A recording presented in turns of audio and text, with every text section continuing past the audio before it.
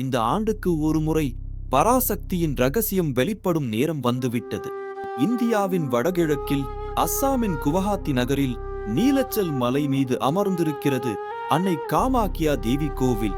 இது 51 சக்தி பீடங்களில் முதன்மையானது. அங்கு தேவியின் யோனி பகுதி விழுந்ததாக ஐதீகம். ஆண்டுதோறும் ஒரு விசித்திரமான நிகழ்வு இங்கு நிகழ்கிறது. ஒவ்வொரு ஆண்டும் ஆஷாட மாதத்தில் பிரம்மபுத்திரா நதியின் நீர் சிவப்பாக மாறுகிறது. இது அன்னை காமாக்கியா தன் மாதவிடாய் சுழற்சியில் இருக்கும் நிகழ்வாக நம்பப்படுகிறது. இந்த 3 நாட்களும் கோவில் மூடப்பட்டு அன்னைக்கான சிறப்பு பூஜைகள் செய்யப்படுகின்றன. பக்தர்களுக்கு சிவப்பு துணியும் சிவப்பு பூக்களும் பிரசாதமாக வழங்கப்படுகின்றன. சிவபெருமான் சதியின் உடலை சுமந்து தாண்டவம் ஆடிய போது விஷ்ணு பகவான் தன் சக்ராயுதத்தால் உடலை துண்டாக்கினார். சதியின் யோனி பகுதி இங்கு விழுந்தது. அன்னை காமாக்கியா பெண்களுக்கு கருவுறும் சக்தியை அருளும் தேவியாக போற்றப்படுகிறாள்.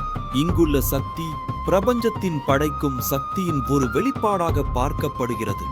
இந்த நாட்களில் குறிப்பாக பெண் பக்தர்கள் கோவிலுக்குள் நுழைவது பாரம்பரியமாக தவிர்க்கப்படுகிறது. அன்னை தனது தெய்வீக சுழற்சியில் இருக்கும் போது அவளது புனிதத்தன்மையை மதிக்கும் பொருட்டு இந்த கோவிலின் ஒவ்வொரு அம்சமும் அன்னை பராசக்தியின் அளப்பரிய சக்தியை உணர்த்துகிறது. இந்த ரகசியத்தை மேலும் ஆராயுங்கள். அன்னை பராசக்தியின் மகத்துவம் இன்னும் பல கதை சொல்லும்.